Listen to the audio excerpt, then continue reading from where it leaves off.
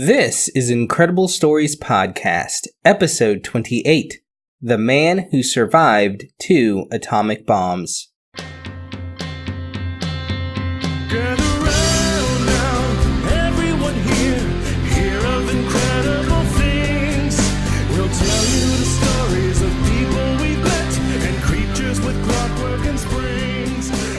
Hello everyone, it's time for another Incredible Stories podcast. I'm Josh Virla, your resplendent host, and thanks for being here. I could have died on either of those days. Everything that follows is a bonus. Those were the words of Tsutomu Yamaguchi, a man remarkable in history, surviving not one but 2 atomic bomb blasts. Today, nuclear power can be used as a weapon or for power. But it began as a weapon. In 1945, the first atom bomb developed by the fabled Manhattan Project was tested successfully on July 16th. And a few months after that, the first and only atomic bombs used in combat were used against the Japanese in World War II. The bombs obliterated 2 cities and many thousands of people died in a blink. Now, there were a few 100,000 survivors of the bombs, but only one person officially recognized to survive both of the bombs in Hiroshima and in Nagasaki. The man named Tsutomu Yamaguchi was either one of the luckiest people ever, or was the real-life Wolverine. Here's what I know. Mr. Yamaguchi was born in 1916 in Nagasaki, Japan. I assume he had a typical childhood of any Japanese boy at the time, but we aren't so much concerned with that part of his story. Let's start with the Japanese city of Nagasaki. Today, Nagasaki has a population of about 1.4 million people, but in 1945 it had a population of about 260,000, and Yamaguchi lived and worked here. He was employed by the Mitsubishi Heavy Industries Company as a draftsman who designed oil tankers, and his work had him travel for business. On August 6, 1945, he was in the city of Hiroshima, which today has a population of 3 million, but in 1945 it had a population of about 340 to 350,000 people. Incidentally, in 1945, the population was higher, but the Japanese government had been slowly evacuating people from the city due to the war. Why? Well, it was a significant military and industrial city for Japan during the war, so it was an obvious target. But Yamaguchi, being in Hiroshima for work, had just completed design for a 5,000-ton tanker, and he and 2 colleagues, Akira Iwanaga and Kinuyoshi Sato, were getting ready to leave the city as their work was now complete. On his way to the station, he remembered he forgot his travel pass, so he went back to his office to get it.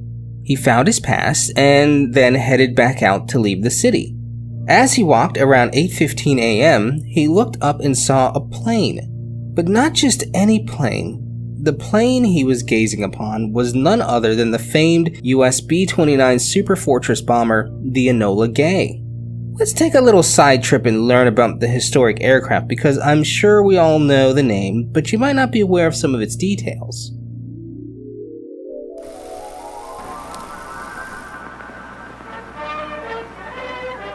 Zane Skipson here with the World War II Incredible Newsreel. This week, we feature the Enola Gay, a real ducky shincracker in the air.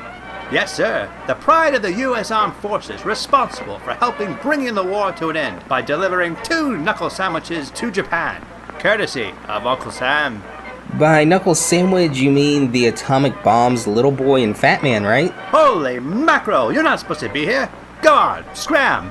You could put the slang in the show notes. My bad. As I was saying, the Enola Gay, piloted by Mr. America himself, Colonel Paul Tibbets, named the swell aircraft after his mother, Enola Gay Tibbets.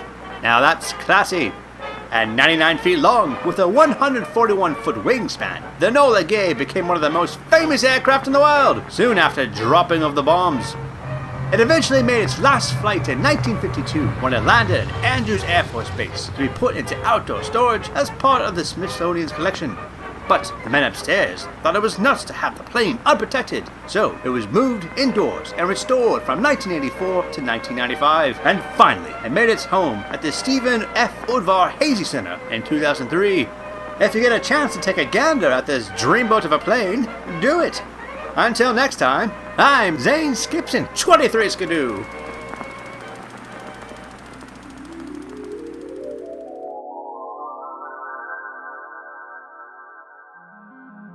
So, as Yamaguchi watched the Enola Gay fly overhead, he noticed it dropped something. A silver gleam made its way toward Earth, and Yamaguchi did what most of us would do. Dive to the ground and cover your eyes and ears. But I guess it worked to some extent. He was tossed into the air and thrown into the ground where he lost consciousness. And he's lucky because of course the bomb that was dropped was the first nuclear weapon used in combat. The bomb known as Little Boy exploded only 1.8 miles from where he was, or about 3 kilometers. And this bomb was devastating. Let me give you some perspective. This bomb had a blast yield equivalent to 15 kilotons of TNT. And a kiloton is equal to 1,000 metric tons of TNT. Let me give you an idea of this power. So let's take something most people are familiar with, a tree for instance. And let's pick a common tree. How about a pine tree? Most of us have seen those. So let's say a 100-foot pine tree has a trunk diameter of about 2 feet. Well, you'd need 2.3 pounds of TNT to take the tree down.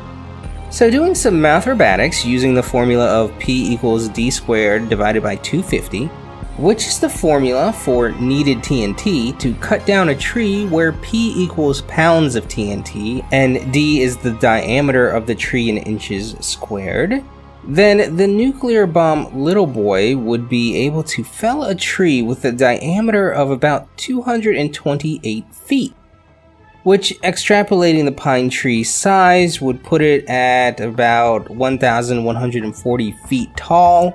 For some comparison, the Empire State Building is 1,250 feet tall, and the famous General Sherman Giant Sequoia has a diameter of about 60 feet. So that's a lot of power just from one blast alone. So I hope I got my math right. I'm not a mathematician, but anybody out there is free to double check me. Okay, back to Yamaguchi. As I said, he was only 3 kilometers from ground zero, and when he saw the bomb go off, it released a bright light which he described as appearing like a huge magnesium flare. The boom rang out just as he dove into a ditch. The shock wave ripped him from his location, flying him through the air, landing him in a potato patch where he was knocked unconscious. When he woke, he was burned, dazed, and confused. Both eardrums had been ruptured. He was trying to comprehend what had just happened. And what had just happened was about 80,000 people had just been obliterated in an instant. Yamaguchi didn't know what to do. The city was dark despite it still being early morning. Black ash clouded the skies, but he managed to walk back to the Mitsubishi office where he had left earlier. But it was gone. Nothing but debris and rubble. And this was the sight across the whole city. Buildings destroyed. Now, he wasn't the only survivor, there were many, but he did manage to find his 2 co-workers, Mr. Amanaga and Mr. Sato, who also survived the initial blast. They would spend the night along with many others huddled in an air raid shelter. The next day, August 7th, they heard the train station was still working, so they made their way there, and it was now they could see the horrific scene left behind by the bomb. Fires, destroyed buildings, melted and burned corpses all over the place. In fact, to make it to the train station, Yamaguchi had to swim across a river because all the bridges were gone now, and in this river were dead bodies floating all around him. When he made it to the train station, he joined other survivors, burned and disillusioned. His destination, of course, was to get back home to Nagasaki. The 180-mile train ride would take many hours, and Yamaguchi arrived in Nagasaki in the early morning of August 8th, where his wife and infant son were waiting. Once home, he hobbled his way to the hospital and was treated by a doctor. The doctor, incidentally, was a former classmate of his, but due to the severity of the burns on his face and arms, his doctor friend didn't recognize him, and neither did the rest of his family. In fact, his mother thought he was a ghost. That's how horrific his injuries were. Now check this out. This guy, Yamaguchi, gets up on August 9th, and what does he do? He goes into work. Meanwhile, I'm calling in sick if I stub my toe in the morning. Yamaguchi, I applaud you, and I hope you got Employee of the Life for this, because that is dedication. So he goes into the Mitsubishi office in Nagasaki, and of course he has a meeting, and the director wanted to know what happened in Hiroshima. Remember, they didn't have the internet and stuff, so news didn't travel quite as quickly. So his boss demanded to know, and Yamaguchi told him. He accounted the destruction, the sights and sounds of an atomic bomb going off. He showed him his burns. But his boss thought he was crazy. You see, he simply didn't believe that one bomb could level an entire city. This was, after all, unprecedented, an unheard of amount of power. It would be kind of like if someone came to your office back from a business trip and set a bomb drop that opened up a black hole and sucked everyone into it. You wouldn't believe it because that's crazy sci-fi technology. Now, to give you some idea, a little perspective, the largest bomb of World War II dropped to this point was a bomb called the Grand Slam, aka an earthquake bomb, and it had a blast yield equivalent of only 6.5 tons of TNT compared to the 15 kiloton of Little Boy. That's huge. So, while Yamaguchi is at his office trying to explain the amazing force of what happened in Hiroshima, he saw a bright white flash outside the window and an explosion. The shockwave blew out windows, glass and rubble filled the room, everyone was sent flying again. The second atomic bomb used in war had just been dropped on Nagasaki. This one was named Fat Man, a bomb more powerful with a blast yield equivalent of 21 kilotons of TNT. I'm not going to do the math again, but this one was obviously more powerful. But interestingly, less people died instantly here, with only 70,000 people dying from the initial bombing. Why? Well, Nagasaki is more hilly than Hiroshima, so that probably helped to insulate some of the effects. Also, Nagasaki didn't receive the same amount of fire damage as Hiroshima because Nagasaki had more waterways breaking up the fires. But don't get me wrong, the city was still decimated. So, Yamaguchi was within 2 miles of this blast as well. His bandages were blown off him, but he was surprisingly unhurt. Well, unhurt if you don't count the massive dose of radiation that he got. But whatever, Yamaguchi is the goddamn Wolverine. Radioactive blast? Psh, no biggie. He was okay, but naturally, he was worried about his wife and son. So, thankfully, his boss let him take a half day at this point. He searched for his wife at home, or what was left of his house. It was mostly rubble. But by the hammer of Thor, his wife had been out looking for burn ointments for him when the bomb went off, so she was further away and presumably in a better protected area. And both she and her son only had minor injuries. But what people didn't know about the atomic bombs at the time was the radiation they were all exposed to. Here's where a lot more people from both cities died. An additional 112,020 people died in Hiroshima from the radiation poisoning alone, bringing the total death toll there to about 192,000 people. Now, Nagasaki fared a little better from the radiation due to the hills. Maybe another 70,000 people died from radiation, but I couldn't really find an accurate number of deaths from radiation in Nagasaki. And you'll find this when you look for yourself. It's really a hard number to estimate because the effects linger and it's hard to gauge the cause of death as you get further on in years from the blast. In Japan, though, they have a word called hibakusha, which means those who were bombed. And these are the survivors of the Hiroshima and Nagasaki bombings. And as of August 2016, the memorial records have more than 475,000 names on their list of known hibakushas who have died, which means today there are about 190,000 survivors. That's more than 70 years after the two bombings. So what happened to Yamaguchi? Well, he and his wife would go on to have 2 more children, both girls. When he was younger, he had been against Japan's involvement in the war from the start. But later in life, he would speak out more vocally about nuclear disarmament. And in 2006, he spoke before the United Nations on this very subject. He was, after all, uniquely qualified, having been the only person to survive both atomic bombs. Well, the only person officially recognized by the Japanese government to have done so. The truth is, there were probably as many as 165 people who lived through both bombings.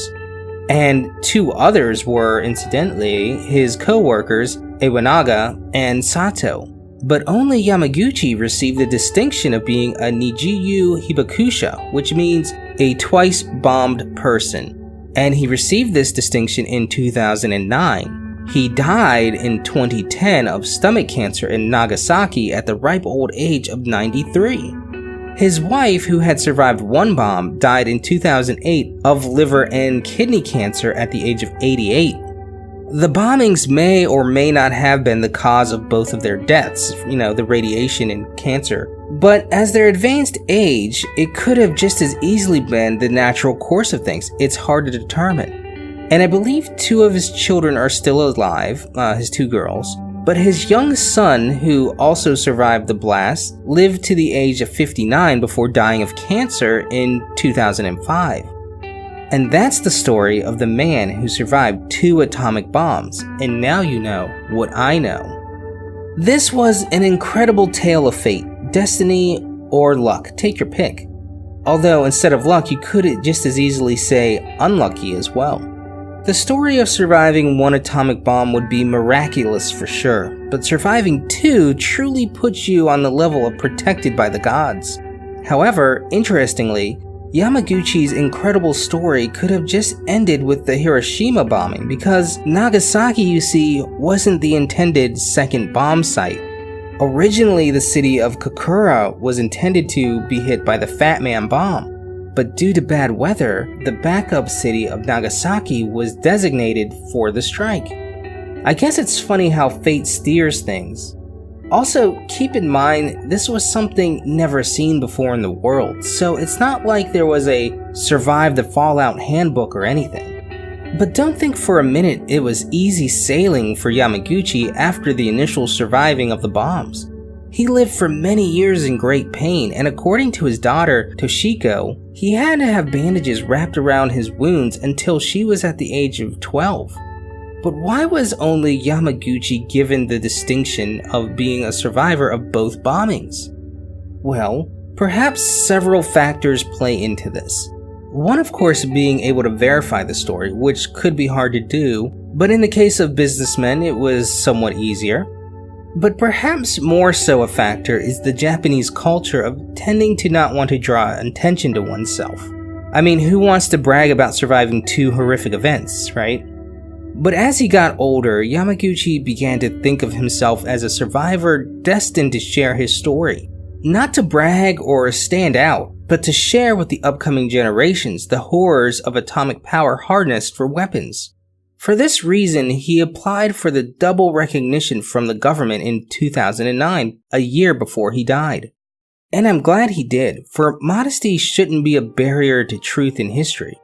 But now for something with no modest barrier, and that is of course the haiku.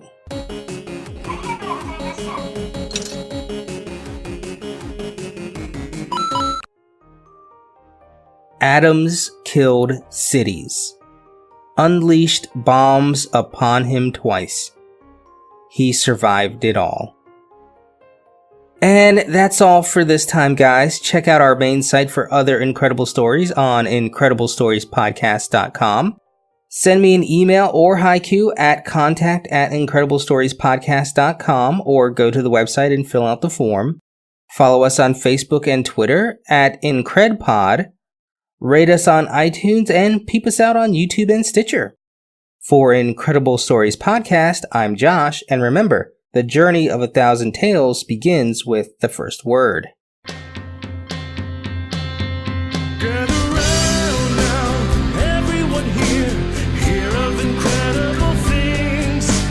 Tell you the stories of people we've met and creatures with clockwork and spring.